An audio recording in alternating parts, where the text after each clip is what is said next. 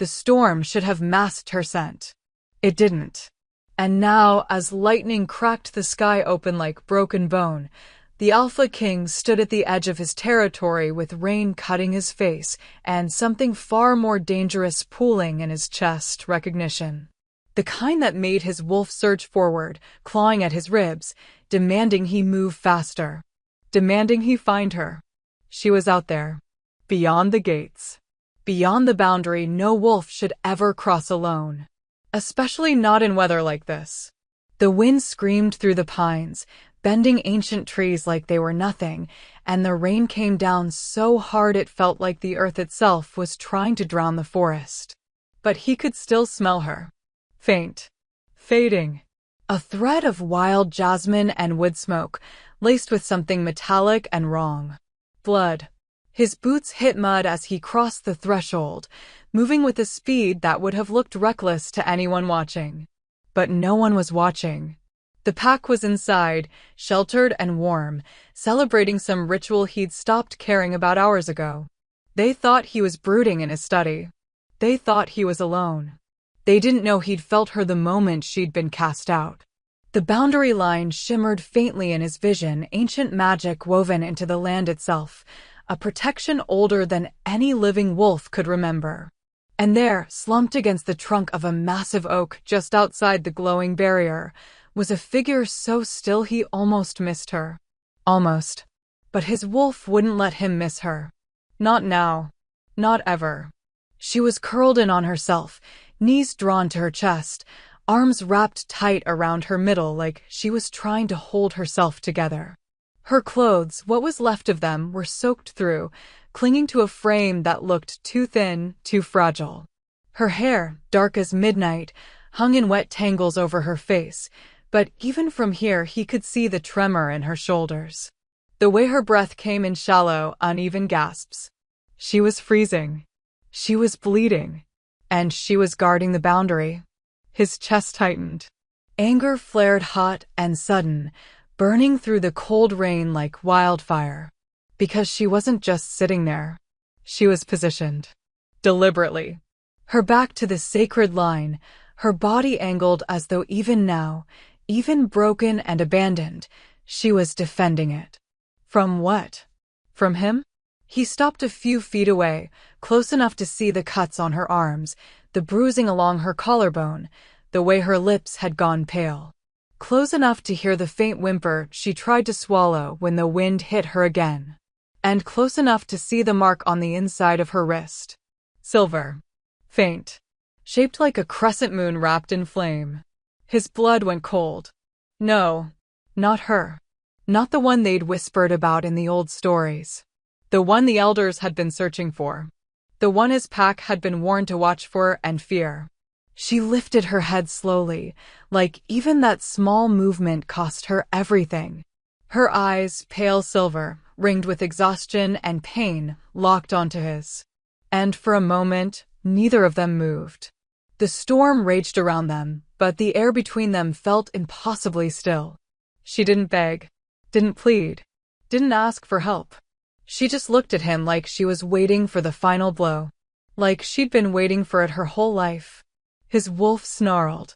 Not at her. At whoever had done this.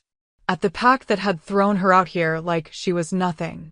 At the world that had taught her to expect cruelty instead of kindness.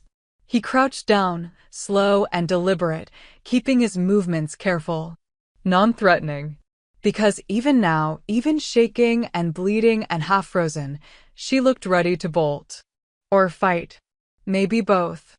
Who did this to you? His voice came out rougher than he intended, but he didn't soften it. She didn't need softness. She needed truth. Her lips parted, but no sound came out. She swallowed hard, tried again. Her voice, when it finally came, was barely a whisper. Cracked and raw, like she'd been screaming. I was told to stay outside until dawn. His jaw clenched. By who? She hesitated. Her gaze flicked past him, toward the glowing warmth of the pack grounds in the distance. Toward the place that should have been her sanctuary. The council, she said quietly. They said I failed. I didn't attract a mate at the gathering. So I'm unworthy. Unworthy. The word sat between them like poison. He'd heard the old punishment before. The cruel tradition some packs still clung to, sending unmated wolves out into the elements as discipline, as motivation, as a reminder of their place. But this wasn't just discipline. This was exile disguised as correction. And they'd sent her to the one place no wolf should ever be left alone. The boundary. The sacred ground that protected them all from what lay beyond. The place where the old magic still pulsed, ancient and unforgiving. She wasn't just being punished. She was being used. His eyes narrowed. They wanted me to find you. It wasn't a question. Her silence was answer enough. Because of course they did. They'd known he'd sense her. Known his wolf wouldn't be able to ignore the scent of a distressed female on his land. Known he'd come. And they'd counted on it. But they hadn't counted on one thing. He reached forward, slow and steady, and before she could pull away, he wrapped his coat around her shoulders. It swallowed her small frame, and for just a second, her eyes went wide with something that looked like shock. "You're not staying out here," he said, his voice low and absolute. "I don't care what they told you." She shook her head, frantic now, her hands coming up to push the coat away even though she was shivering so hard her teeth chattered. No, I can't. I have to stay. I have to guard the line. If I leave, if I cross. If you stay, you'll die." The words hung heavy between them. She stared at him, her breath hitching, and he saw it then, the conflict warring in her eyes. Duty against survival. Obedience against instinct. She'd been taught to obey, but her body was begging her to live. He stood, and before she could protest, he bent and scooped her into his arms. She gasped, her hands clutching at his shirt, but she didn't fight him. Maybe because she didn't have the strength. Maybe because some part of her, buried deep, wanted to be saved. He turned toward the boundary, toward the shimmering line of protection, and felt her stiffen in his arms. "Wait. I'm not leaving you out here. But the boundary will hold." He looked down at her, and his voice softened just enough to let her hear the promise beneath the command. "You're not the one who's going to break it." And with that, he stepped across the line. The magic flared, bright and sudden, a pulse of light that should have burned, should have rejected, should have thrown them both back. But it didn't. It welcomed her. Because the boundary didn't just recognize power. It recognized its guardian. And the Omega in his arms, shivering, bleeding, abandoned, wasn't just some forgotten wolf. She was the last living protector of the land. And by locking her out, the pack had nearly destroyed the only thing keeping them all alive. He felt her breath hitch against his chest as the realization settled over both of them. Then, softly, barely audible over the rain, she whispered two words that changed everything. They knew. He carried her through the rain like she weighed nothing. Like she was something precious instead of the broken, discarded thing the pack had made her believe she was. The boundary's glow faded behind them, but she could still feel it, the hum of ancient magic singing through her bones, recognizing her in a way no living soul ever had. It should have terrified her. It should have confirmed every whispered rumor, every sideways glance, every reason they'd given for keeping her at the edges of pack life. Instead, it felt like coming home. But the arms holding her, those were something else entirely. She'd seen him before. Everyone had. The Alpha King didn't hide. He moved through pack gatherings like a storm front, commanding attention without ever asking for it. Dark hair that fell just past his collar, eyes the color of amber held to firelight, a jawline that looked carved from stone. He was beautiful in the way dangerous things often were, sharp edges and contained violence, power that didn't need to be announced because everyone could feel it. His name was Frederick. And she'd spent the last 3 years making sure he never noticed her. Until tonight. "Put me down." Her voice came out steadier than she expected, but her hands betrayed her, still clutching the fabric of his shirt like it was the only solid thing in a world that had gone liquid and uncertain. He didn't slow, didn't even look at her, just kept moving through the forest with the kind of confidence that came from knowing every tree, every stone, every shadow. Not until you're inside. I can walk. You can barely breathe. He wasn't wrong. Her ribs ached with every inhale, and her legs felt like they'd been carved from ice. But pride, stupid, stubborn pride, made her try anyway. She pushed against his chest, and he stopped. Just stopped. In the middle of the rain, in the middle of the forest, like he had all the time in the world. His eyes dropped to hers, and the intensity in them stole what little air she'd managed to gather. You want down?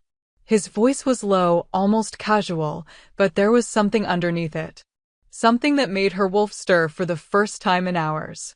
Fine. Stand on your own, Marin, and I'll let you walk. Her name. He'd said her name. Not the Omega. Not the failure. Not any of the dozen other things she'd been called in the last year. Marin. Like he'd known it all along. She opened her mouth to ask how, but the moment her feet touched the ground, her knees buckled. He caught her before she hit the mud, one arm sliding around her waist, pulling her against him with a gentleness that didn't match the hardness in his expression. Stubborn, he muttered, but there was no anger in it. Almost something like respect. I don't need. Yes, you do. He adjusted his grip, keeping her upright, and this time when he looked at her, there was something raw in his gaze. Something that looked almost like pain. They left you out there to die, Marin. Or worse, they left you out there as bait. So forgive me if I'm not interested in letting you prove how strong you are right now. Bait. The word settled in her chest like a stone. She'd known on some level. Known that the council's punishment didn't make sense. That leaving her at the boundary, the one place wolves were taught never to cross alone, wasn't just cruelty. It was strategy. But hearing him say it out loud made it real. Made it unforgivable. Why? The question came out broken. Why would they use me to get to you? Something flickered across his face, anger, yes, but something deeper. Something that looked like guilt. He lifted her back into his arms, ignoring her weak protest, and started walking again. Faster this time. More purposeful. Because they're afraid of what I'll do if I find my... He stopped. Swallowed. Started again. They're afraid of change. And you, Marin, you're the kind of change that makes old wolves nervous. She didn't understand. Couldn't understand. She was nobody. An Omega who couldn't shift right, couldn't bond, couldn't do any of the things that made a wolf valuable to a pack. She'd been told that her whole life. But the boundary had recognized her. And so had he. I don't even know you, she whispered, but even as she said it, she knew it was a lie. Because she did know him. Had watched him from the shadows, had seen the way he moved through council meetings with barely concealed frustration, had noticed the way his jaw tightened whenever the elders spoke about tradition and order and the way things had always been done. She'd seen him. The real him. The one who didn't fit the crown they'd forced onto his head any better than she fit the box they'd tried to shove her into. His arms tightened around her, just slightly, and when he spoke, his voice was so quiet she almost didn't hear it over the rain. I know you. 3 words. 3 words that shouldn't have meant anything. But they landed like a vow. The trees began to thin, and warm light spilled through the darkness ahead. The main house, massive and imposing, all stone and timber and ancient architecture. She could hear voices inside, laughter and music, the celebrations still going. They'd locked her out in a storm while they drank and danced. Her stomach turned. Frederick must have felt her tense because he shifted direction, veering away from the main entrance and heading toward a smaller building nestled in the trees. His private residence. She'd never been inside. Most wolves hadn't. You can't take me there, she said, panic rising. If they see. Let them see. He kicked the door open, not bothering with anything as civilized as a knock, and the warmth inside hit her like a wall. I'm done playing their games. He carried her through a sitting room she barely registered, all dark wood and leather, and the scent of cedar, and into a bathroom that was somehow both luxurious and simple. He set her down on the edge of a massive tub, and she swayed slightly, her body still trying to remember how to function. She watched, dazed, as he turned on the water, testing the temperature with his hand, adjusting it until steam began to rise. Then he turned back to her, and for the first time since he'd found her, he looked uncertain. He gestured vaguely at her soaked clothes. Do you need help, or? She should have been embarrassed. Should have been mortified. But she was too cold, too tired, too overwhelmed to care about modesty. I can manage, she lied. He didn't believe her. She could see it in his eyes. But he nodded anyway, moving toward the door. I'll find you dry clothes. Yell if you need me. He was almost out when she found her voice again. Frederick. He stopped, turned, waited. Why are you helping me? For a long moment, he just looked at her. Really looked at her. Like he was memorizing every line of her face, every shadow in her eyes. When he finally spoke, his voice was rough with something that sounded like wonder and grief tangled together. Because you've been invisible your whole life, Marin. And I'm the only one who's actually been watching. Then he was gone, closing the door softly behind him. And she was alone in the warmth and steam with the echo of his words wrapping around her like a second coat. He'd been watching. The Alpha King had been watching her. Her hands shook as she peeled off her ruined clothes, as she sank into water hot enough to hurt, as she finally let herself feel the weight of everything that had happened. They'd tried to destroy her. And instead, they delivered her straight into the arms of the one wolf who might actually see her as something more than a mistake. The question was, what did he see? And more terrifying still, what would he do when he discovered what she really was? Because the mark on her wrist was starting to burn. And the ancient magic thrumming through her blood was finally, beginning to wake up. The water should have soothed her. It didn't.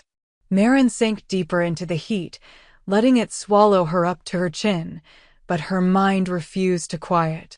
Refused to let her rest. Because rest meant thinking, and thinking meant remembering and remembering. Remembering was the thing she'd spent years trying not to do. But the mark on her wrist wouldn't let her forget. She lifted her arm from the water, watching droplets slide down her skin, pooling in the crescent moon shape that had appeared on her 13th birthday. The elders had called it a blessing at first, a sign from the goddess. They'd gathered around her with reverent eyes and hushed voices, talking about destiny and chosen ones and prophecies older than memory. That lasted exactly 3 days. Until the first shift. She closed her eyes, but the memory came anyway, sharp and unforgiving. The clearing. The full moon hanging overhead like a silver witness. Every young wolf from the pack gathered in a circle, ready to experience their first transformation together. It was supposed to be sacred. Beautiful. The moment when child became adult, when human became whole. She'd felt it building inside her for weeks, the restless energy, the heightened senses, the way her skin felt too tight, like something larger was trying to break free. The other young wolves had whispered about the pain, about the snap and crack of bones reshaping, but they'd all said it was worth it. That on the other side of that pain was power, belonging, purpose. They'd lied. Or maybe they'd just never met someone like her. When the shift finally came, it didn't feel like power. It felt like burning. Silver flame had erupted from her skin before the transformation even started, cold fire that didn't consume, didn't char, but blazed so bright it turned night into day. The other wolves had scattered, terrified, and the elders had shouted words she didn't understand in a language that felt ancient and furious. And when her wolf finally emerged, she wasn't like the others. Smaller, yes. That was expected for an omega. But it was more than size. Her fur had been pure white, not the grays and browns and blacks of normal wolves. White as snow, as bone, as things that shouldn't exist. And her eyes had burned the same silver as the flames, glowing in a way that made grown wolves back away. One of the elders, a woman named Talia with a face like carved granite, had approached her slowly, carefully, the way someone might approach a wild animal they didn't trust not to bite. What bloodline? Talia had demanded, her voice sharp with something that sounded like fear. Whose daughter is she? Marin's mother, quiet, timid, a woman who'd spent her whole life trying to be invisible, had stepped forward with trembling hands. Just mine, she'd whispered. Just mine, I swear.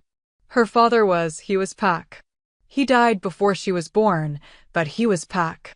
Talia hadn't believed her. None of them had. Because wolves like Marin didn't just appear. The silver flame, the white fur, the eyes that looked like captured moonlight, those were marks of the old bloodlines. The ones that had died out centuries ago. The ones that weren't supposed to exist anymore. The guardian bloodlines. The wolves who'd sworn their lives to protecting the sacred boundaries, who could walk between worlds, who carried magic in their veins instead of just instinct. The ones who'd been hunted to extinction because people feared what they couldn't control. Marin had been sent away that night. Not exiled, not officially, but removed. Placed in a small cottage at the edge of Packlands with her mother, kept apart from the others. For their safety, Talia had said. Until they could understand what she was. That was 8 years ago. They'd never let her back. She'd grown up in the in-between spaces, too dangerous to be embraced, too valuable to be completely cast out. The Pack had used her when it suited them. When the boundary needed reinforcing, when the old magic required blood to sustain it, when there was work too sacred or too risky for normal wolves. But they'd never let her belong. And they'd certainly never let her mate. The gathering 3 nights ago had been a formality. A ritual where young unmated wolves were supposed to find their partners, guided by instinct and fate and the invisible threads that bound compatible souls. She'd felt nothing. No pull. No recognition. No spark. Just the familiar weight of disappointment in 100 pairs of eyes. Defective. That's what they'd called her. An Omega who couldn't even fulfill the one purpose Omegas were supposed to have: bonding, breeding, strengthening pack ties. The council had deliberated for less than an hour before delivering their judgment. Punishment by exposure. 1 night beyond the boundary, to reflect on her failure and pray for the goddess's guidance. It was supposed to be humiliating. It was supposed to break her. Instead, it had brought her to him. A knock on the door made her jump, water sloshing over the side of the tub. "I have clothes." Frederick's voice, muffled through the wood. "I'm leaving them outside the door." She waited until she heard his footsteps retreat before climbing out, her body protesting every movement. The cuts on her arms had stopped bleeding at least. The hot water had helped with that. But the bruises along her ribs were already darkening to deep purple, and her legs felt like they belonged to someone else. The clothes he'd left were simple, soft gray sweatpants and an oversized black shirt that smelled like cedar and something distinctly him. She pulled them on, trying not to think about the intimacy of wearing his clothes, of being surrounded by his scent. When she finally emerged from the bathroom, he was waiting in the sitting room, standing by the window with his back to her. He'd changed too, traded his soaked clothes for dark jeans and a simple white shirt. His hair was still damp, pushed back from his face. He turned when he heard her, and his eyes did that thing again, that sweeping assessment that felt less like judgment and more like concern. "Better?" he asked. She nodded, not trusting her voice. He gestured to the couch. "Sit. You need to eat." "I'm not hungry." "I know." He moved to a side table where a tray waited bread, cheese, fruit, a steaming mug of something that smelled like herbs and honey. "Your body is." "Eat anyway." She should have argued. Should have reminded him she wasn't some fragile thing that needed tending. But her stomach chose that moment to twist with hunger so fierce it made her dizzy. She sat. He brought the tray to her, then settled into the chair across from her, maintaining careful distance. Watching her with those unsettling amber eyes. She managed 3 bites before the question burning in her chest finally escaped. How long have you been watching me? He didn't flinch. Didn't pretend to misunderstand. 3 years. Since the boundary incident. The boundary incident. That's what they called it.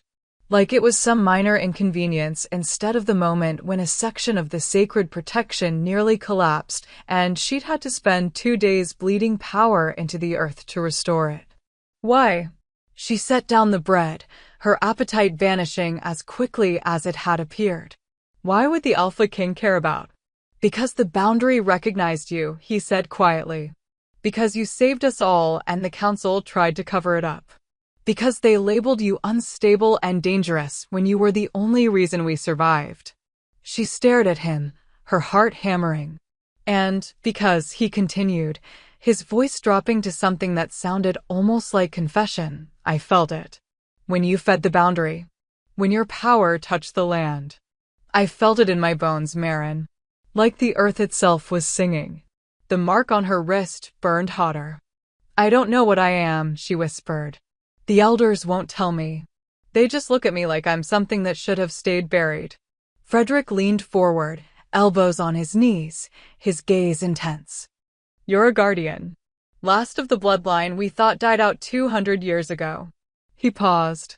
And they're terrified because guardians don't answer to pacts, Marin. They answer to the land itself. The words settled over her like a weight. Like a crown she'd never asked for. They're going to kill me, she said. Not a question. A certainty. No, his voice turned to steel. They're not. You can't protect me from the entire council. Watch me. 2 words. Absolute. Unshakable. And for the first time in 8 years, Marin felt something she'd almost forgotten existed. Hope. Dangerous, terrifying hope. He took her to the shrine at dawn. Marin hadn't slept. Neither had he. They'd sat in that room as night bled into early morning, the silence between them less awkward than it should have been. He'd asked careful questions about her mother, about the shifts that felt wrong, about the times the boundary called to her in dreams. And she'd answered, halting at first, then with increasing honesty. Because something about him made truth feel safer than lies. Now, as pale light filtered through ancient trees, they stood before a place most wolves had forgotten existed. The shrine was older than the pack itself. Older than the territory, maybe older than memory. Stone pillars rose from the earth like broken teeth, carved with symbols that hurt to look at directly. In the center stood an altar, smooth black rock that seemed to drink in the morning light rather than reflect it. Marin's breath caught. She'd seen this place before. In dreams that felt more like memories. In visions that came when the boundary needed her. How do you know about this? Her voice barely rose above a whisper, as if speaking too loudly might wake something that should stay sleeping. Frederick moved toward the altar with the careful respect of someone approaching holy ground. My father brought me here once. Right before he died. He traced his fingers over one of the carvings, a wolf wrapped in flame, its eyes 2 perfect circles. He said the old Alpha Kings used to come here to remember what they were really protecting. Not just pack. Not just territory. But something older. Something sacred. He looked back at her, and the weight in his gaze made her chest tighten. He said one day the Guardian would return. And when she did, everything would change. The mark on Marin's wrist flared hot enough to make her gasp. She clutched her arm, and Frederick was beside her in an instant, steadying her with a hand on her elbow. What is it? The mark, it's never done this before. Not like this. She forced herself to breathe through the burning. It usually only reacts when the boundary needs me, when something's wrong with the protection. Maybe nothing's wrong. His thumb brushed over her wrist, gentle, and the touch sent a different kind of heat through her. Maybe it's reacting because you're finally where you're supposed to be. She looked up at him, and the expression on his face, wonder mixed with something fiercer, something possessive, made her knees weak. Before she could respond, the altar pulsed. Not light, not sound. Just a vibration that seemed to originate from the earth itself, thrumming up through the stone, through her bones, settling in her chest like a second heartbeat. Frederick's hand tightened on her arm. Maren. But she was already moving. Not by choice. Her feet carried her forward like something else was guiding them, pulling her toward the altar with an inevitability that felt both terrifying and right. When her fingers touched the black stone, the world exploded into silver. Images flooded her mind, not memories, but older. Ancient wolves running through forests that no longer existed. A woman with hair like moonlight standing at this very altar, her hands raised as silver flame poured from her palms into the earth. A promise spoken in words Maren didn't know but somehow understood. We guard the spaces between. We hold the line. We are the shield that stands when all others fall. The woman turned, and Maren saw her face. Saw her own eyes staring back at her across centuries. Not ancestor. Not exactly. The same soul. The same power. Reborn. You have always been the guardian. You will always be the guardian. Until the debt is paid. Until the balance is restored. The vision shifted, and suddenly she was seeing through different eyes. Watching as pack after pack forgot their purpose, grew comfortable, grew complacent. Watching as the sacred boundaries weakened because no one remembered to tend them. Watching as the council, her council, made a choice. They'd known what she was. From the moment she'd first shifted, they'd known. And they'd decided she was too dangerous to acknowledge. Too powerful to embrace. So they'd done what frightened people always did. They'd tried to control her by keeping her small. Keeping her scared. Keeping her convinced she was broken instead of sacred. Because a guardian couldn't be commanded. But a broken Omega could.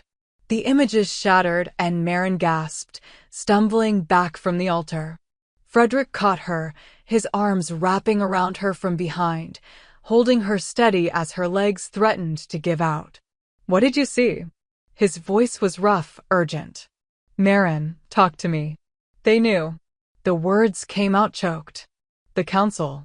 The elders. They've always known what I am. She felt him go rigid behind her. The council was formed 200 years ago, she continued, her voice gaining strength as rage began to burn through the shock. Right after the last guardian died. They convinced the pack that guardians were dangerous. That the old magic was something to fear instead of honor. They rewrote the histories, buried the truths, made sure no one would question their authority. And when you appeared, they couldn't kill me. The boundary wouldn't allow it. The land itself would reject them. She turned in his arms, meeting his eyes. So they did the next best thing. They made me think I was worthless. That my power was a curse. That I was the problem instead of the solution. Frederick's jaw clenched so hard she heard his teeth grind. Talia. She led it. But the others, they all knew. They all agreed. Maren's hands fisted in his shirt. And 3 nights ago, when they sent me to the boundary as punishment, they weren't trying to discipline me. They were trying to provoke me. His eyes flashed gold, his wolf rising close to the surface. They wanted me to find you. Wanted me to bring you inside. Because the moment I did, the moment I showed interest in protecting you, they could accuse me of choosing an outsider over pack law. Of being compromised. It clicked into place with sickening clarity. They want to remove you, Maren breathed. They've been waiting for an excuse to challenge your authority, and I'm the excuse. Yes. The word came out nearly a growl. But they made one crucial mistake. What? His hands came up to frame her face, his touch impossibly gentle despite the fury radiating from him. They assumed I'd care more about keeping my throne than protecting what's actually worth protecting. His thumb brushed her cheekbone. They assumed wrong. The air between them felt charged, electric. Like the moment before lightning struck.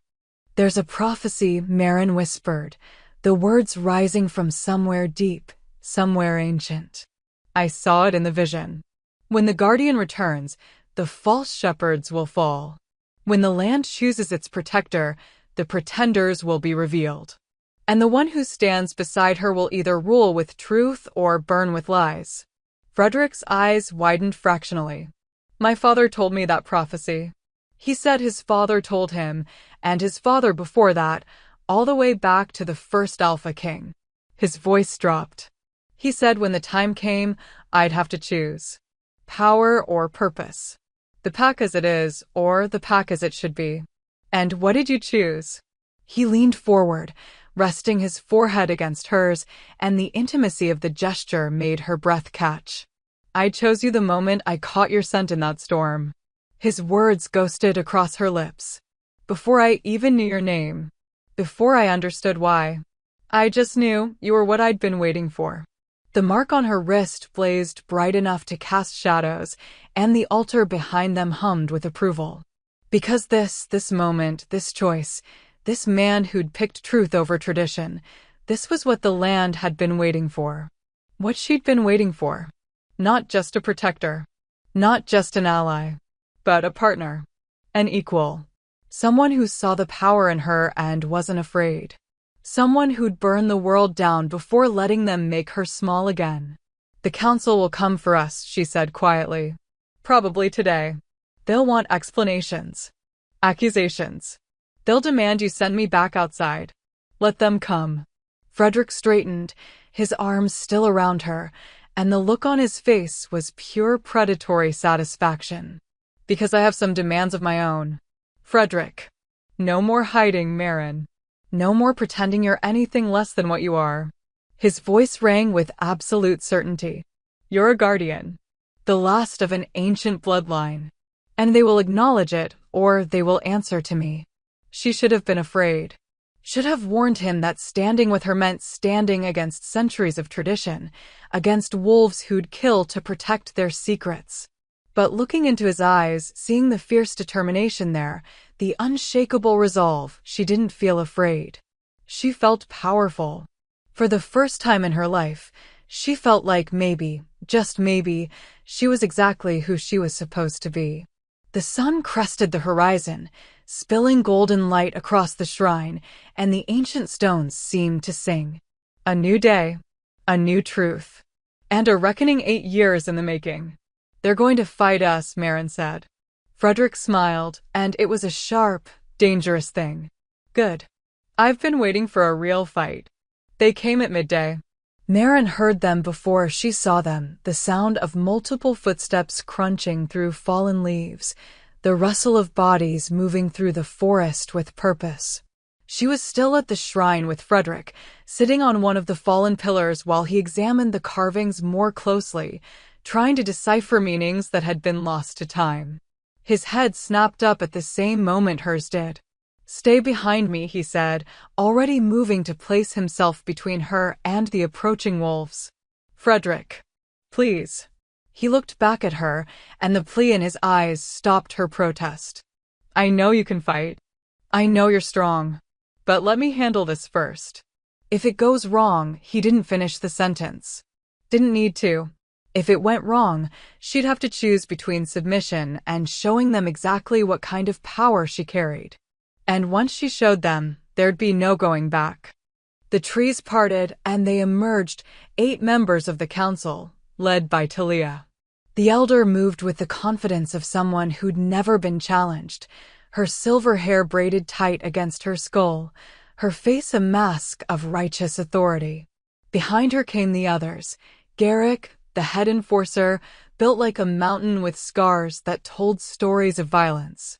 Stellan, the record keeper, whose eyes were always watching, always judging. Evander, the ritual master, draped in ceremonial furs despite the warming day. And others. Wolves whose names Marin knew but whose faces had always looked at her with varying degrees of disgust or pity. None of them looked surprised to find her here. They'd been expecting this. Alpha King. Talia's voice carried the particular tone of someone who believed their position gave them authority over everyone, including the man they were supposed to serve. We've been searching for you since dawn. Imagine our concern when we discovered you'd left the celebration early. Without escort. Without explanation.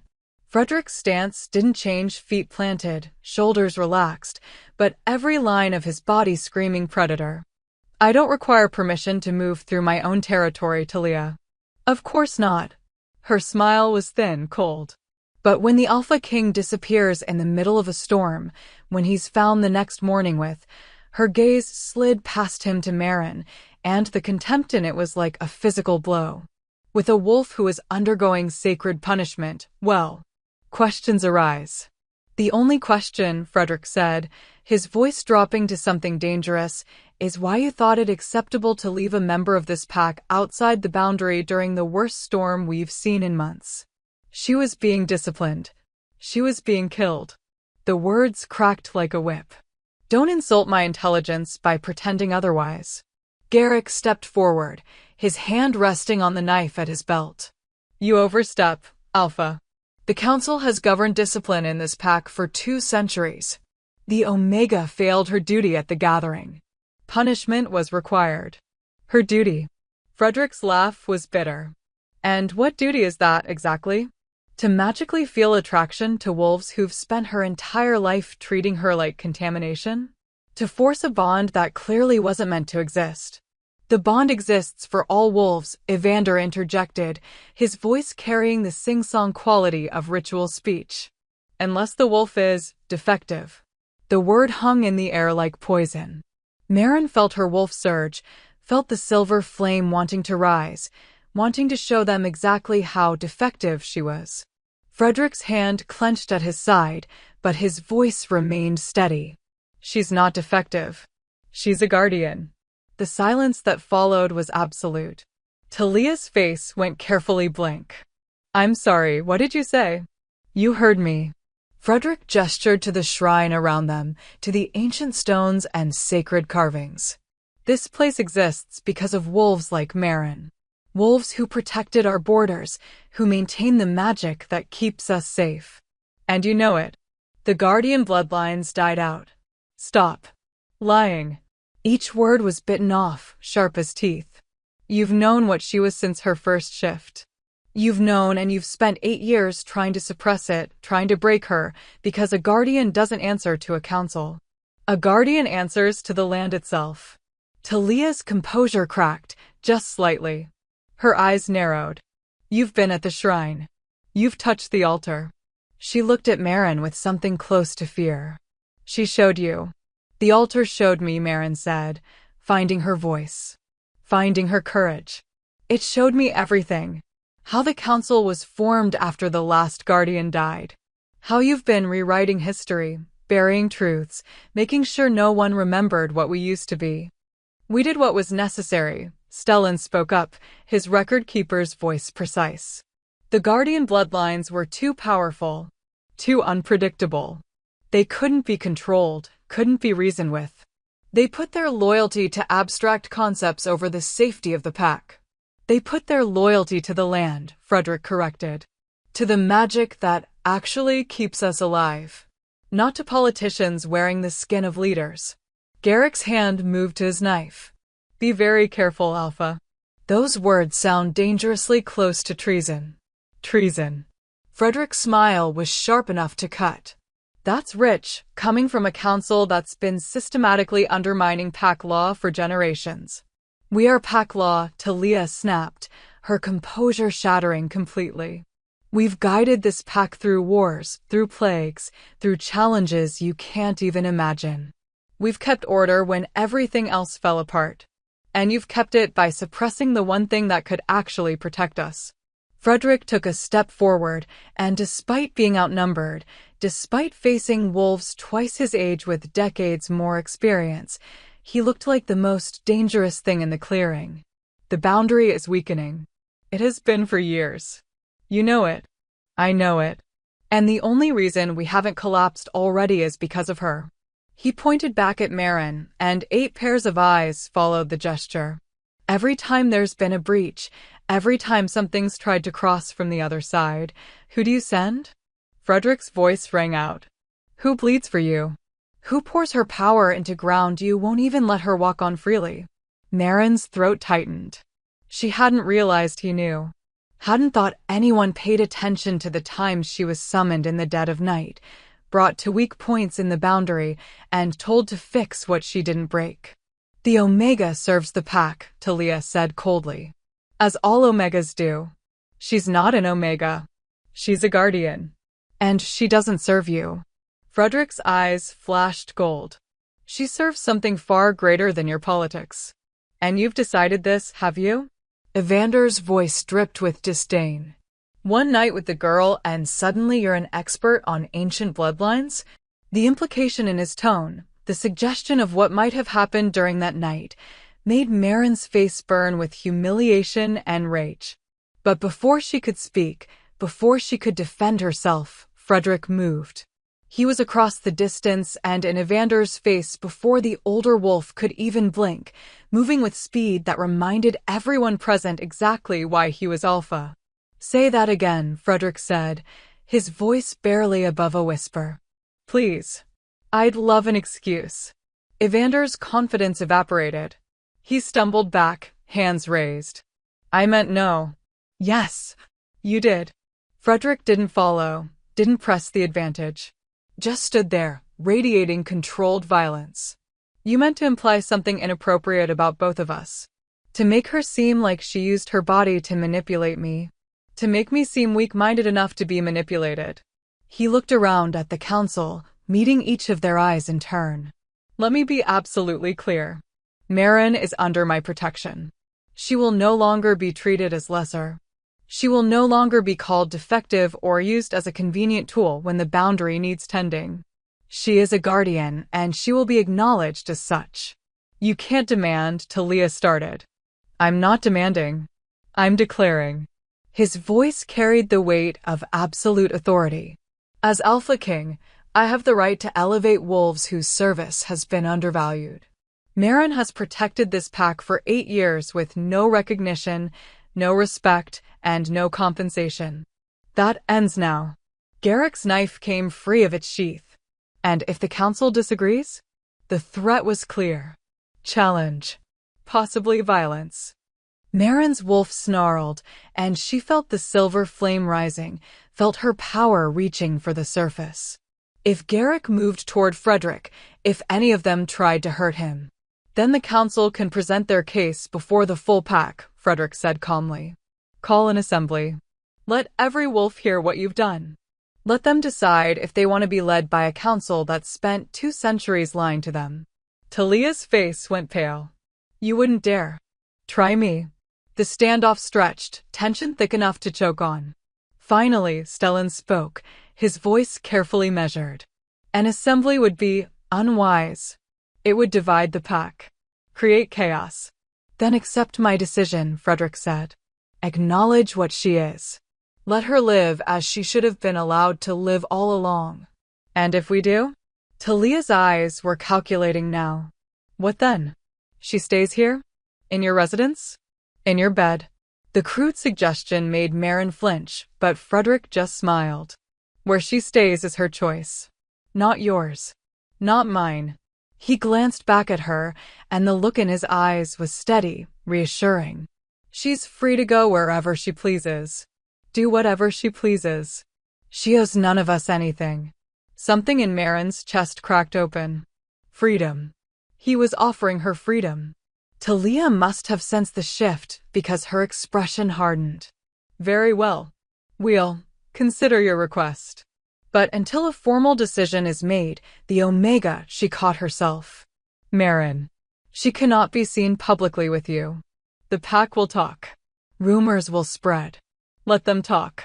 Frederick turned his back on the council, a deliberate insult, a statement of dismissal. We're done here. You have until sunset to make your decision. After that, I call the assembly. He walked back to Marin, offered his hand. She took it, and together, They left the council standing in the shrine, surrounded by stones that remembered when guardians were revered instead of feared.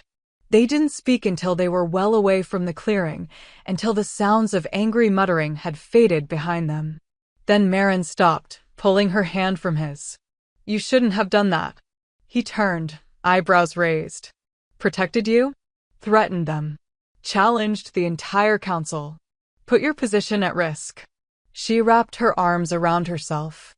"Frederick, they'll retaliate. They'll find a way to." "To what? Remove me?" He stepped closer. "Let them try. You don't understand. They've been planning this for years. Waiting for you to make a mistake big enough to justify a challenge. And I'm that mistake." "You're not a mistake." His hands came to rest on her shoulders. "You're the best thing that's happened to this pack in 200 years. Even if they're too blind to see it.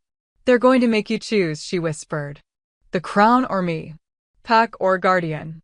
They'll force you into a position where you have to." "I already chose." The words stopped her cold. He leaned down, his forehead touching hers, his voice dropping to something raw and honest. "I chose the moment I picked you up in that storm. The moment I brought you inside. The moment I decided your life was worth more than their approval." His breath ghosted across her lips. "They can take the crown. They can challenge me, exile me, whatever they want. But they can't make me abandon you."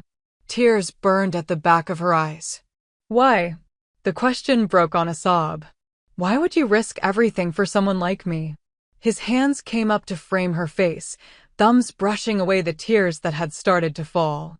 "Because someone like you is worth everything." And then, soft as a promise, he kissed her. It wasn't desperate or demanding, just gentle, reverent, like he was sealing a vow. When he pulled back, his eyes were fierce. "Whatever comes next, we face it together." "Understood." She nodded, not trusting her voice. Because whatever came next was going to be brutal. The council would never accept this. And when they struck, they'd strike hard. The sun was setting when they reached the place Frederick called his sanctuary.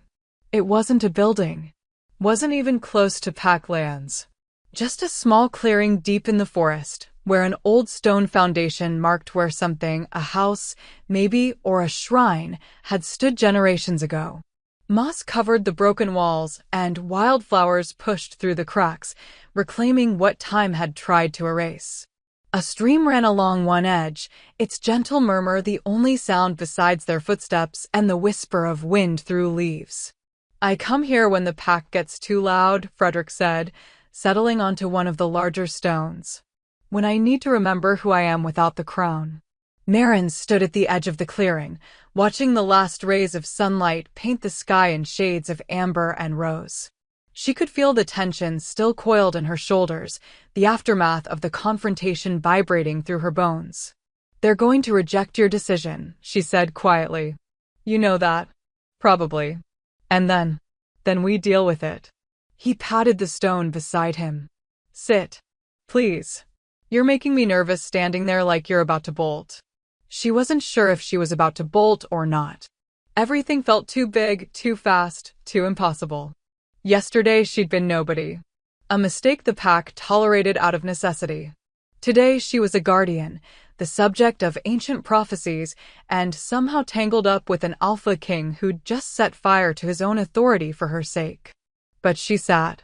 The stone was still warm from the day's heat, and when she settled beside him, their shoulders almost touched. Almost. Close enough to feel his warmth, but not quite touching. "Tell me something," Frederick said, his eyes on the darkening sky. "If you could go anywhere right now, anywhere in the world, no pack, no council, no responsibilities, where would you go?" The question caught her off guard. "I've never thought about it," she admitted. "I've never been allowed to think about it. Think about it now." She closed her eyes, letting herself imagine. Letting herself want something impossible.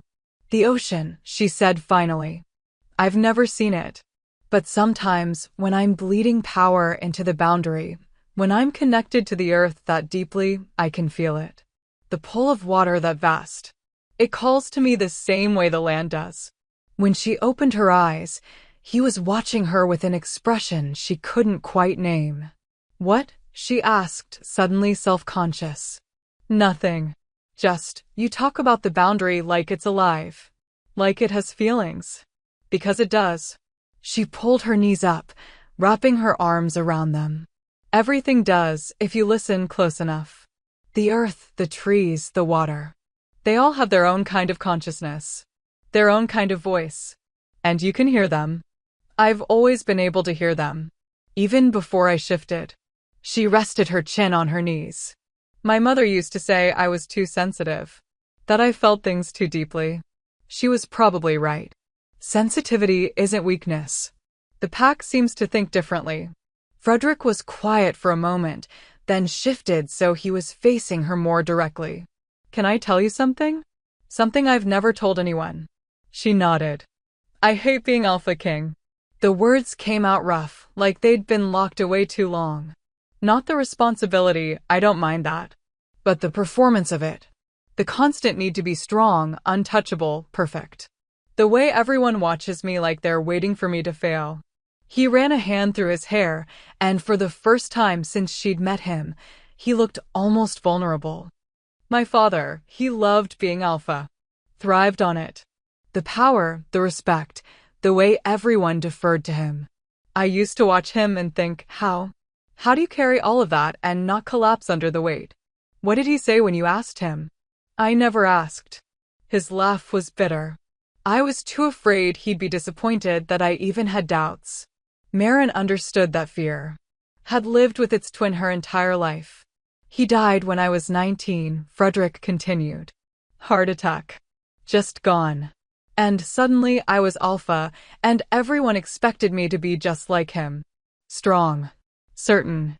Unshakable." He looked at her. "But I'm not him, Maren. I never have been. Is that why you've been watching me?" The question slipped out before she could stop it. "Because I'm the only other wolf who doesn't fit the mold?" "Maybe," he considered. "Or maybe because when I saw you at the boundary that first time, when you were pouring yourself into the earth, keeping us all safe while everyone else celebrated inside, I recognized something."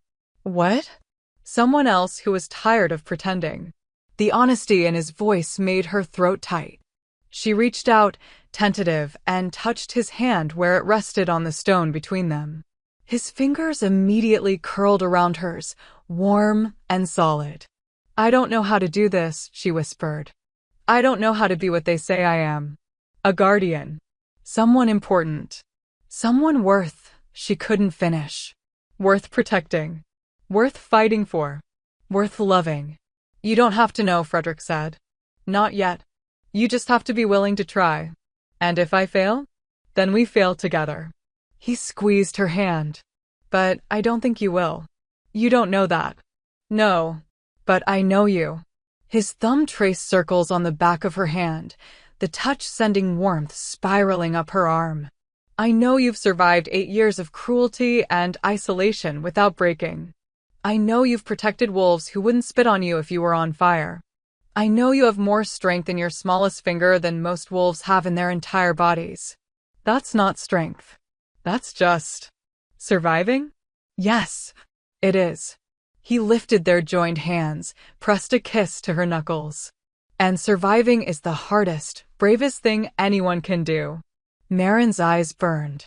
She'd spent so long believing she was weak, broken, defective, less than, that hearing someone call her brave felt like a language she didn't speak. "The council is going to use me against you," she said, trying to pull herself back from the edge of tears. "They'll say you're compromised. That you've chosen a guardian over your pack. Let them." "Frederick. No. Listen to me." He turned fully toward her, using his free hand to tilt her face up so she had to meet his eyes. "I spent 3 years watching you from a distance. 3 years telling myself I was just being vigilant, just making sure the council wasn't doing something worse than they already had. 3 years lying to myself about why I couldn't stop thinking about you." His voice dropped, roughened with emotion. "And then I found you in that storm, bleeding and freezing and still trying to protect the very wolves who'd thrown you away. And I realized I'm done lying. I'm done pretending. I'm done choosing duty over what actually matters. And what matters? Her voice came out barely a whisper. You. Simple. Absolute. You matter, Marin. Not because of what you can do for the pack. Not because you're a guardian or because of some prophecy. But because you're you. And you deserve to be seen. Protected. Cherished. A tear escaped, sliding down her cheek. He wiped it away with his thumb, then leaned forward and kissed her forehead. Her cheek. The corner of her mouth. I know it's fast, he murmured against her skin. I know we barely know each other. But wolves mate for life, and sometimes you just know. Her breath caught. Know what? He pulled back just enough to look at her, and what she saw in his eyes stole whatever breath she had left. Recognition. Belonging. The kind of bone-deep certainty that came from somewhere beyond logic. That I'd burn the world down before I let anyone hurt you again. His hand cupped her face. That if choosing you means losing everything else, I'd still choose you. Every time. That's insane, she whispered, but her hand came up to cover his, holding it against her cheek. Maybe. His smile was soft, almost boyish. But you make me want to be insane. You make me want to stop being the perfect alpha and start being the wolf who fights for what he believes in. And what do you believe in? Right now? He leaned in, his lips barely brushing hers. I believe in this. And then he was kissing her properly, not gentle this time, but hungry. Desperate.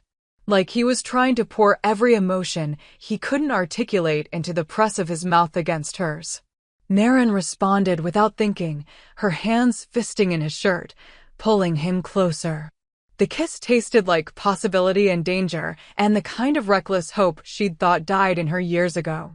When they finally broke apart, both breathing hard, Frederick rested his forehead against hers. Stay with me tonight, he said. I'm not asking for anything except your company. But I don't want to let you out of my sight. Not when the council is still deciding how to respond. She should have said no. Should have insisted on putting distance between them, on not making this worse than it already was. Instead, she found herself nodding. Okay. Relief flooded his expression. Okay. They sat there as full dark fell, hands intertwined, shoulders pressed together, listening to the stream and the night sounds of the forest. And for the first time in her life, Marin felt something she'd never quite managed before. Safe. Not because she was hidden. Not because she was small enough to be overlooked. But because someone saw all of her, the power, the fear, the broken pieces, and the fierce strength, and chose to stand beside her anyway. Whatever came next, whatever the council decided, whatever battles they'd have to fight, they'd face it together. And that made all the difference. The assembly was called at dawn. Marin woke to the sound of drums, the old kind, carved from hollow logs, beaten with fists wrapped in leather. The rhythm was ancient, ceremonial, meant to summon every wolf in the territory to the gathering grounds. It meant the council had made their decision. She found Frederick already awake, standing at the window of his residence, his jaw tight as he watched wolves emerge from their homes and begin the trek toward the center of Pack lands. They're not waiting until sunset, she said, pulling his shirt, the one she'd borrowed to sleep in, tighter around herself. No, his voice was flat, empty in a way that made her stomach clench. They're striking while they think I'm unprepared. Are you? He turned to look at her, and the expression on his face was one she hadn't seen before. Not the gentle protector from last night. Not even the fierce defender from the shrine. This was the Alpha King. Cold. Calculating. Dangerous. Get dressed, he said. Wear something that shows your wrist. The mark. He wanted them to see the mark. She changed quickly, pulling on clothes he'd found for her, simple dark pants and a sleeveless top that left her arms bare. When she emerged, he was waiting by the door, dressed in black from head to toe, looking every inch the ruler he was supposed to be. He took her hand without a word, and together they walked toward the drums. The gathering grounds were already packed. Hundreds of wolves, maybe more, stood in concentric circles around a raised platform where the council waited. Maren could feel every eye on them as they approached, could hear the whispers rising like a wave. Is that her?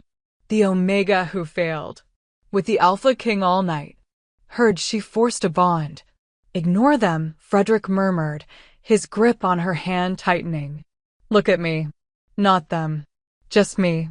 She focused on his profile, on the strong line of his jaw, on the way he held himself like he owned the very ground beneath their feet.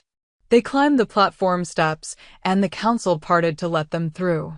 Talia stood at the center, flanked by Garrick and Evander, with the others arranged behind them like a wall of judgment. The drums stopped. Silence crashed over the gathering like a physical thing. Talia stepped forward, her voice carrying across the assembled wolves with practiced ease. We are gathered to address a matter of great importance, she began. A matter that affects the very foundation of our pack, our laws, our future. Maren's heart hammered against her ribs. 3 nights ago, an Omega failed to attract a mate at the sacred gathering. As is our tradition, she was given a night beyond the boundary to reflect on her inadequacy, to pray for the goddess's guidance. The words stung, but Maren forced herself to remain still, expressionless. However, Talia continued, her gaze sliding to Frederick. Our Alpha King chose to interfere with this sacred punishment. He brought the Omega inside, gave her shelter, allowed her to remain in his private residence. Murmurs rippled through the crowd. And yesterday, Talia's voice sharpened. When the council attempted to question this decision, the Alpha King made claims. Extraordinary claims. He declared that this Omega, this wolf who has been nothing but a burden and a danger to our pack, is actually a guardian. One of the ancient bloodline we all know died out 2 centuries ago. She let that sink in, let the skepticism and confusion build. Furthermore, he threatened to call this very assembly if we did not accept his declaration without question. So here we are. Talia spread her hands. Let the pack decide. Is our Alpha King fit to lead? Or has he been compromised by misplaced sympathy for a wolf who should never have been allowed to survive her first shift? The crowd erupted. Shouts of support for the council. Angry demands for explanation. Confusion and fear tangling together into chaos. Frederick remained perfectly still beside Maren, but she could feel the tension radiating from him in waves. Finally, he stepped forward, and his presence alone was enough to silence the gathering. The council is correct about one thing, he said, his voice carrying despite not being raised. I did bring Maren inside. I did give her shelter. And I would do it again. He turned, gesturing for Maren to step forward. She did, forcing her legs to move despite every instinct screaming at her to run. Show them, Frederick said quietly. She lifted her wrist, and the mark blazed silver in the early morning light, bright enough that wolves in the back rows could see it, bright enough that there was no mistaking what it was. Gasps echoed through the crowd. The crescent and flame, someone whispered. The Guardian's mark. It's a trick. It can't be real. The Guardians are gone. They're not gone, Frederick said, his voice cutting through the noise. One survived. She's been here, hidden among us, for 22 years. And you've all used her. He pointed to the boundary, visible as a faint shimmer in the distance. Every time there's been a breach, every time something's tried to cross from the other side, who fixed it? Every time the protection weakened, who bled to strengthen it? Every time the sacred ground needed tending, who did you send? Silence fell again, but this time it was uncomfortable. Guilty. You sent Maren, Frederick continued. You sent the wolf you called defective, the one you kept at the edges, the one you refused to acknowledge. Because deep down, you knew what she was. You just didn't want to admit it. Talia's face had gone pale, but her voice remained steady. Even if the mark is genuine, even if she carries guardian blood, that doesn't change the fact that she's unstable. Dangerous. Her first shift nearly killed 3 wolves. Her power is uncontrolled, unpredictable. Her power is uncontrolled because you never trained her, Frederick shot back. You kept her isolated, afraid, convinced she was broken. You did everything possible to keep her from understanding what she is. We did what was necessary to protect the pack. You did what was necessary to protect yourselves. His voice turned to ice. Because a guardian doesn't answer to a council. And that terrified you. Garrick stepped forward, his hand on his knife again. You accuse us of acting in self-interest while you defend a wolf you've bedded. Who's really compromised here, Alpha? The implication, crude and cruel, made Marin's face burn. But Frederick just smiled. That sharp, dangerous smile. I haven't bedded anyone, Garrick. Though I appreciate you making my point for me. He looked out at the crowd. This is what they do. When they can't attack the truth, they attack character. When they can't defend their actions, they deflect. We have defended this pack for 200 years, Talia started. By lying to them, Frederick interrupted. By rewriting histories, burying truths, making sure no one questioned your authority. He turned to Stellan. You're the record keeper. Tell them. Tell them what you found in the old archives. The ones you thought I didn't know about. Stellan's face went white. Tell them, Frederick pressed, about the entries that detail how the council systematically hunted the Guardian bloodlines. How they called it protecting the pack, while actually eliminating anyone who could challenge their power. Those records are sealed, Stellan stammered. We're sealed. Frederick's smile turned triumphant. I unsealed them. 3 years ago, when I started investigating why our boundary was failing. Want to know what I found? The crowd was completely silent now, hanging on every word. I found records of guardians being exiled, executed, or driven to suicide. I found accounts of councils across multiple territories working together to eliminate wolves with too much power, too much connection to the old magic. I found proof that the very wolves who claim to protect us have been our greatest threat. Talia's composure finally cracked. You self-righteous fool. You have no idea what those guardians were capable of. The destruction they could cause. The chaos. The truth, you mean. Frederick's voice was soft now. Deadly. The chaos of wolves who couldn't be controlled. Who might have actually held councils accountable. He turned back to the crowd.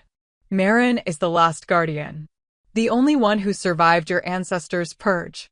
And for 8 years, you've used her to maintain the very protection your council nearly destroyed. She's bled for you. Suffered for you. Protected you while you spat on her. His eyes swept across the gathered wolves. So yes, I brought her inside. I gave her shelter. I acknowledged what she is. And I will continue to protect her because unlike this council, I actually value the wolves who sacrifice for this pack. For a moment, Marin thought they'd won. Thought the truth would be enough. Then Evander stepped forward, and his voice rang out with ritual certainty. The prophecy speaks of the Guardian's return. But it also warns us. He raised his hands, and his voice took on that sing-song quality. When the Guardian wakes, the land will choose. When the Guardian rises, destruction follows. She will save us or damn us, and the choice is not hers to make. He pointed at Marin, and his finger trembled with genuine fear. Her power will destroy us. It's already beginning. The storms have been worse since she started feeding the boundary. The earthquakes, the floods, they follow her power. She's not protecting us. She's killing us slowly. Murmurs of agreement rippled through the crowd. Marin felt the ground drop out from under her. No, that wasn't. The natural disasters have nothing to do with her, Frederick said, but his voice had lost some of its certainty. Don't they? Talia stepped forward, sensing weakness. Every time she bleeds power into the boundary, the earth reacts. Every time she touches the sacred ground, something breaks. She's not a guardian, Frederick. She's a curse. And you're too blinded by whatever you feel for her to see it. That's not true, Marin started, but her voice came out small, uncertain. Because what if it was true? What if her power, raw and uncontrolled like they said, was causing more harm than good? What if she was the destruction the prophecy warned about? The crowd was turning. She could feel it. The fear spreading like wildfire. She needs to be contained, someone shouted. Exiled. Executed before she kills us all. No, Frederick's voice cut through the rising panic. You will not touch her. Then you choose her over your pack, Talia said quietly, triumphantly. You choose one wolf, one dangerous, unstable wolf over hundreds. And that Alpha King is why you are unfit to lead. Garrick's knife came free of its sheath. And behind him, a dozen more enforcers drew their weapons. The challenge was clear. Stand down or fight. Frederick's wolf surged forward, gold bleeding into his eyes. His hands clenched into fists. But he was one wolf. Against dozens. And they knew it. Maren felt her own power rising, felt the silver flame wanting to surface, wanting to protect him the way he'd protected her. But if she used it, if she showed them the full extent of what she could do, she'd prove Evander right. She'd prove she was the destruction they feared. Frederick looked at her, and in his eyes she saw the choice he was making.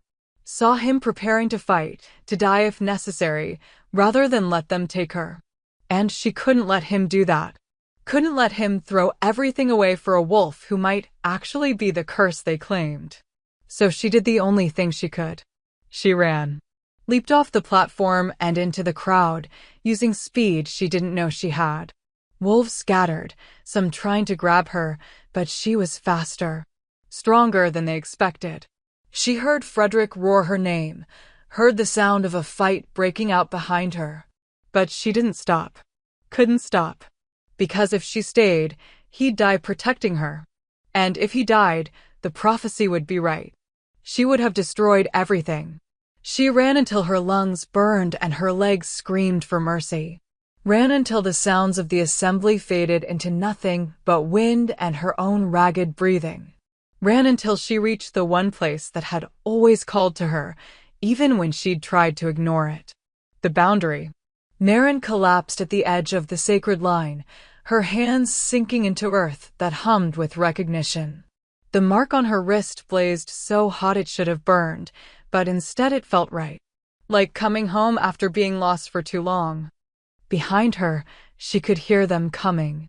The council's enforcers, tracking her scent through the forest. They'd find her soon. Would drag her back. Would execute her in front of the pack to prove she was the threat they claimed. Maybe they were right. Maybe she was destruction wrapped in skin. Maybe the world would be better. No. The voice came from everywhere and nowhere. From the earth beneath her hands, from the air in her lungs, from the ancient magic that had been waiting dormant for someone to finally hear it.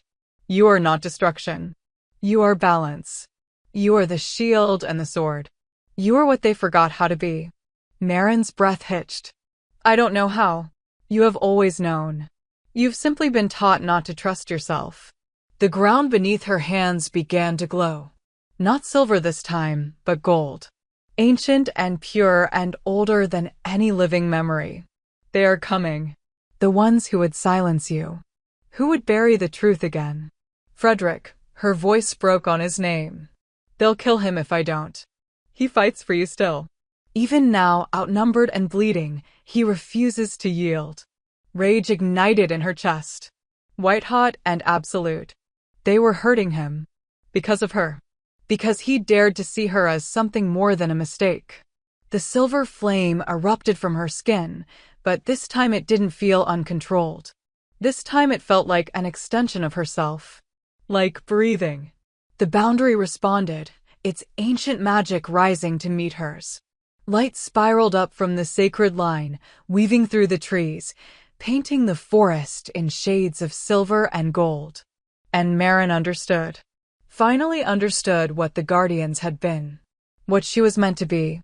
Not just a protector of physical borders, but a bridge between worlds. Between the pack and the land. Between what was and what could be. She rose to her feet as the enforcers burst into the clearing. Garrick led them, his knife still wet with blood that could only be Frederick's. Behind him, 6 more wolves, all armed, all ready to kill. "Stand down, Omega," Garrick commanded. "The council has sentenced you to death for crimes against the pack. You can die with dignity or die fighting. Your choice." Maren looked at him, really looked at him, and saw what she'd always seen in the council's eyes. Fear. They were terrified of her, of what she represented, of the power they couldn't contain or control. "I am not an Omega," she said quietly. "I never was." Her voice didn't rise, but it carried, resonated, like the earth itself was speaking through her. "I am Maren, last guardian of the sacred boundary, daughter of the old bloodlines, and I am done being your victim." The silver flame exploded outward, not to attack, not to destroy, but to reveal. Light poured from her in waves, washing over the enforcers, over the trees, over the boundary itself. And everywhere it touched, truth surfaced. The ground beneath the clearing cracked, and from the fissures rose images made of light and memory. Ancient wolves standing where she stood now. Guardians performing rituals that kept the balance, that protected not just wolves, but the land itself. And then darker images. Council members, ancestors of the ones who ruled now, plotting in secret, making decisions, hunting guardian bloodlines like prey. One image showed a young guardian, barely older than Maren, being surrounded by wolves bearing the council's mark. Showed her pleading for mercy. Showed them driving a blade through her heart while she screamed. "No," Garrick said, stumbling back. That's not real. You're making it up." "I'm not making anything up." Maren's voice was steady now. Strong. "The land remembers. The boundary remembers. Every drop of guardian blood spilled to keep your secrets, it all lives in the earth. And it's been waiting for someone to finally listen." More images rose. Dozens of them. Guardians executed, exiled, driven mad by isolation and fear. All because they'd been too powerful, too connected to something older than pack law, too much of a threat to wolves who wanted control more than truth. "You murdered them," Maren said, and now her voice did rise. Did fill the clearing with the weight of centuries of injustice. "You and your ancestors. You systematically destroyed an entire bloodline because you were afraid. Because you wanted power without accountability. Because you couldn't stand the idea of wolves who answered to something greater than your authority. They were dangerous," one of the enforcers tried. "They were protectors." Maren's power flared and the ground shook. Not violently, but enough to remind every wolf present that she could tear the earth apart if she chose. "They died keeping you safe from threats you never even saw. And you repaid them with genocide." The mark on her wrist burned brighter, and suddenly she could feel it, the boundary stretching for miles, in every direction. Could feel every weak point, every place where something dark pressed against the protection, trying to break through. Could feel how close they all were to complete collapse. "The boundary is failing," she said. "Not because of me. Because of you. Because for 200 years, there's been no one to properly maintain it. No one with the blood, the power, the connection it needs." She looked at Garrick, at the other enforcers, and saw their certainty cracking. "I've been holding it together with scraps. With whatever power I could bleed into the earth when you summoned me in the middle of the night. But it's not enough. It's never been enough." "Then fix it," Garrick demanded. "If you're really a guardian, if you're really what you claim, prove it. Fix the boundary." "I can't." The admission seemed to surprise them. "Because fixing it requires more than just power," Maren continued. "It requires sacrifice, understanding, a willingness to give everything to something greater than yourself." She turned, facing the boundary, feeling its ancient hunger. "It requires a guardian who's free. Not one who's been beaten and broken and convinced she's worthless. Not one who's been used and discarded and told she should be grateful for scraps." She looked back at them. "It requires someone who knows her worth. who understands her purpose, who isn't afraid to be what she was born to be. The silver flame rose higher, spiraling into the sky like a beacon. And in the distance, she heard it. Howls. Not from the enforcers, but from the assembly grounds. The pack was coming. All of them. Drawn by the light, by the power, by something primal that told them to witness what was happening. They poured into the clearing, hundreds of wolves, including the council, including Frederick. He was bleeding from a dozen wounds, his shirt torn, his face bruised. But he was alive. And when his eyes found hers, the relief in them was staggering. Talia pushed to the front, her face a mask of fury. "What have you done?" "Shown them the truth," Marin said simply. "Something you should have done centuries ago. You've doomed us all." "No," Frederick's voice cut through, rough and tired but unwavering. "She's given us a chance. Maybe the only one we'll get." He moved toward Marin, and the crowd parted for him. When he reached her, his hand found hers, their fingers interlacing like they'd done it 1,000 times. "Together," he asked quietly. She nodded. "Together." They turned to face the boundary, and Marin reached for her power. Not the scraps she'd been working with. Not the careful, controlled trickle she'd learned to manage. All of it. The silver flame exploded from both of them, from her mark, from Frederick's eyes, from their joined hands. Because he was touching her, connected to her, and the land recognized him too.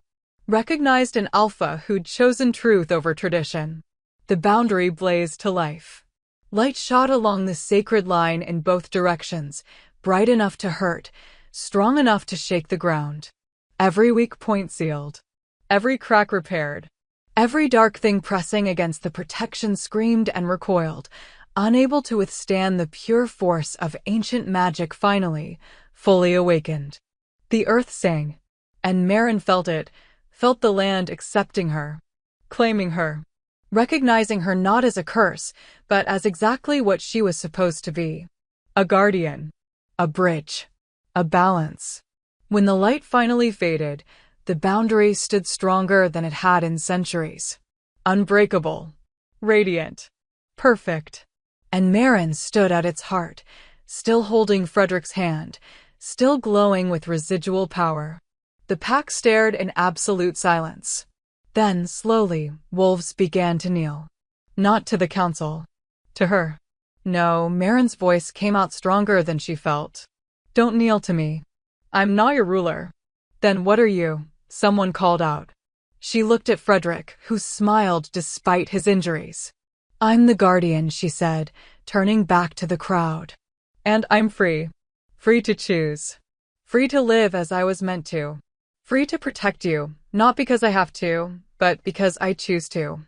Her eyes found Talia. "The council's power ends today. Not because I'm taking it, but because you no longer have the right to speak for wolves you've lied to for generations." "You can't," Talia started. "I can." Marin's voice was absolute. "The land has spoken. The boundary has chosen. And you, Talia, are done." The ancient magic hummed in agreement. And somewhere in the distance, something that sounded like thunder rolled across the sky. Not a storm. A promise. Change had come. And nothing would ever be the same. The council was removed within the hour. Not executed. Marin wouldn't allow that, despite Frederick's arguments that they deserved far worse than exile. But exile was what they got, stripped of their authority, their titles, their place within the pack. Sent beyond the boundary with nothing but the clothes on their backs and the weight of their crimes. Talia had looked back once as she crossed the sacred line. Looked at Marin with something that might have been regret or might have been hatred. It was hard to tell. Marin didn't care which it was. The elder was someone else's problem now. 3 days had passed since the assembly. 3 days of reorganizing pack structure, of listening to wolves who'd been silenced for years finally speak their truths, of beginning the long, difficult work of undoing 2 centuries of lies. 3 days of discovering what it meant to be free. Now, as sunset painted the sky in shades of fire, Marin stood at the boundary again. But this time, She wasn't alone. Frederick stood beside her, his hand warm in hers, his presence steady as the earth beneath their feet. "How does it feel?" he asked quietly. She considered. The boundary hummed contentedly, no longer desperate for attention, no longer crying out for power it couldn't sustain. The land felt balanced. Whole. Like something that had been broken for far too long was finally healing. Strange, she admitted. Good strange. But strange. Good strange is better than bad strange. Wise words from the Alpha King. Former Alpha King, he corrected. She turned to look at him, eyebrows raised. "You're really going through with it?" "I told them this morning. The pack needs to choose their next leader. Someone who actually wants the job." He smiled. "I'm much better suited to being a guardian's mate. If she'll have me." The word mate sent warmth spiraling through her chest. "That's a very big assumption," she said, trying to sound stern and failing completely. "Is it?" He pulled her closer, his free hand coming up to cup her face. "Because I seem to remember a prophecy about the one who stands beside the guardian. Something about ruling with truth or burning with lies. You remember that, do you?" "I remember everything you've ever said to me." His thumb brushed her cheekbone. "Every word. Every confession. Every moment. That's a lot of pressure. Good thing I've never been afraid of pressure." He leaned down, his forehead resting against hers. "So, what do you say, Marin? Want to try this? Build something new together? No councils, no lies, just us." She pretended to think about it, even though her answer had been yes since the moment he'd carried her out of that storm. "I suppose I could give you a chance," she said. "As long as you understand that being a guardian's mate means standing beside the most powerful, beautiful, fierce wolf I've ever met while she rebuilds the world." He grinned. "Yeah, I think I can handle that." She kissed him then, soft and sweet and full of promise. When they pulled apart, the sky had deepened to indigo, and the first stars were beginning to appear. "What do you think happens next?" Frederick asked, his arms wrapped around her, his chin resting on top of her head. "I don't know," Marin admitted. "The boundary is strong, but there's still so much I don't understand. So much the council destroyed that we'll never get back. Then we'll learn together. Figure it out as we go. And if I make mistakes? If I'm not—" "You'll make mistakes," he interrupted gently. "We both will. But we'll make them honestly. And we'll face the consequences together. That's all anyone can ask." She leaned into him, breathing in cedar and safety and home. "The pack still doesn't trust me," she said quietly. "Some of them look at me like I'm going to destroy them. Some of them will always be afraid. Fear doesn't disappear overnight." He pressed a kiss to her hair. "But more of them are starting to see what I saw. A wolf who's stronger than she knows, braver than she believes, and worthy of so much more than she was given." "You're biased." "Absolutely." His voice held a smile. "Hopelessly, completely biased. And I'm not apologizing for it." They stood in comfortable silence, watching the stars multiply, feeling the boundary pulse with contentment beneath their feet. Finally, Marin spoke, her voice soft but certain. "I'm going to find them." "Find who?" "Other guardians. If they exist. If any survived." She looked up at him. "The land, it whispers sometimes. About places where the old magic still lives. Where wolves like me might be hiding. Might be waiting for someone to tell them it's safe to come home." Frederick's expression turned thoughtful. "That could be dangerous. Everything worth doing is dangerous." "Fair point." He considered. "Then we'll find them together. You, me, and whoever's brave enough to join us." "You'd leave the territory?" "Leave the pack. The pack will be fine without me. Better, probably. They need someone who wants to lead, not someone who's been forced into it." He turned her to face him fully. "But you, Marin, you're my pack now. You're my home. Wherever you go, that's where I belong." The certainty in his voice, the absolute conviction, made her eyes burn with unshed tears. "What did I do to deserve you?" she whispered. "You survived," he said simply. You stayed kind when the world was cruel. You protected wolves who never protected you. You refused to let them break you, even when breaking would have been easier. He kissed her forehead, her cheeks, the corner of her mouth. You were brave enough to keep living when they wanted you to disappear. That's what you did to deserve me. You were you. And that's more than enough. The tears fell then, but they weren't sad. They were relief. Release. The weight of 8 years of believing she was worthless finally lifting. I love you, she said. The words felt new and terrifying and perfect. I know it's fast, I know we barely. I love you too. He smiled against her lips. Have since the moment I saw you guarding that boundary in a storm. Probably before that. Probably from the first time I felt your power singing through the earth. That's impossible. So is a guardian who survived extinction. So is an alpha king who'd rather be a mate than a ruler. So is all of this. He gestured to the boundary, to the stars, to the impossible reality they'd built together. Might as well add impossible love to the list. She laughed, breathless and bright, and kissed him again. When they finally pulled apart, the moon had risen full and silver and watching. So what now? She asked. Now. Frederick's grin was pure mischief. Now we live. We explore. We find other guardians. We build something better than what came before. That's a lot of responsibility. Good thing you're not carrying it alone anymore. And that, Maren thought, made all the difference. She wasn't alone. Wasn't broken. Wasn't a curse or a mistake or any of the things they'd told her she was. She was a guardian. A survivor. A wolf who'd learned to turn pain into power, isolation into strength, fear into fierce, unbreakable love. She was Maren. And her story was just beginning. The boundary hummed its approval as they walked back toward the pack grounds, hands intertwined, shoulders brushing, two wolves who'd been lost finding their way home in each other. Behind them, the sacred line blazed silver in the moonlight. Stronger than ever. Waiting. Because somewhere out there, other guardians were stirring. Other wolves with marks on their wrists and power in their blood were beginning to wake. And when they did, Maren would be ready. Not as a victim. Not as someone small and afraid. But as exactly what she was meant to be. A guardian who'd reclaimed her power. A wolf who'd chosen love over fear. A survivor who'd turned her breaking point into her breakthrough.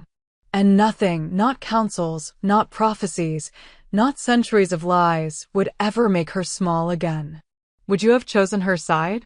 Would you have stood with the wolf everyone called broken, knowing it might cost you everything? Would you have seen the power in her when the world only saw danger? Or would you have been one of the voices in the crowd, calling for her exile, her execution, her silence? Because that's the thing about stories like this, they ask us to choose. To decide if we're brave enough to stand with the ones the world tries to erase. To believe in power that doesn't look like what we've been taught to expect.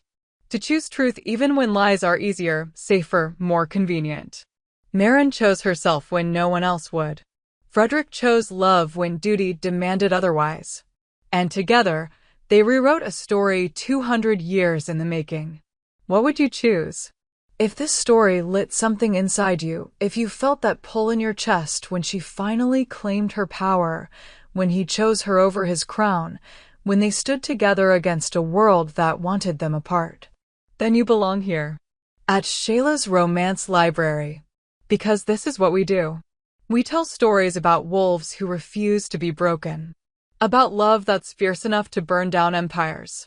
About power that comes not from dominance, but from choosing yourself when everyone else wants you small. We tell stories that make you feel, that make you hope, that remind you that even when the world says you're too much or not enough, you're exactly who you're supposed to be. Hit that subscribe button. Because Maren's story? This is just the beginning. There are other guardians waking. Other wolves discovering they're more than what they've been told. Other love stories waiting to be written in silver flame and moonlight. And we're going to tell every single one. Welcome to Shayla's Romance Library, where the wolves are fierce, The love is real and the stories burn.